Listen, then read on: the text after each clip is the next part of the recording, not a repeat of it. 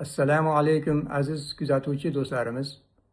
O'tgan suhbatimizda aytilgan ilm bir nuqta edi, uni nodonlar ko'paytirdi degan so'zlarni siz ham tafakkur qilib ko'rdingizmi? Undan o'zingizga qanday javob oldingiz? Endi javobni Hazrati Ali roziyallohu anhuning o'zlaridan olaylik. Ular aytadilarki, butun olamdagi hamma ilmlar Qur'onda jam bo'lgan.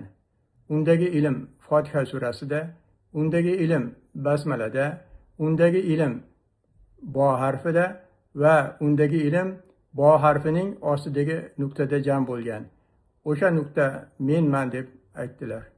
Hazrat payg'ambarimiz sollallohu alayhi vasallam men ilm shahri bo'lsam, Ali uning darvozasi deb aytganlar. Hazrat payg'ambarimiz tirik Qur'on edilar. Hazrat Ali roziyallohu anhu basmalaning ostidagi nuqta bo'lsalar, har bir inson Qur'on oyatlarida kelgan bir nuqtadir. Unda payg'ambarimizning nuri turadi. Payg'ambarimizning nurida Allohning ilm nuri turadi. U nuqta inson qalbida joylashgan. Unga sohib chiqish uchun qalb poklansa kifoya. Ilm qalbdan kelaveradi. Bunga huzuriy ilm deb aytiladi. Shundan avvalgi musulmonlar qalbi pok, dono bo'lgan. Hozir esa qalblar to'la dunyo, nodonlar qolgan. Mulla ko'p, musulmon yo'q.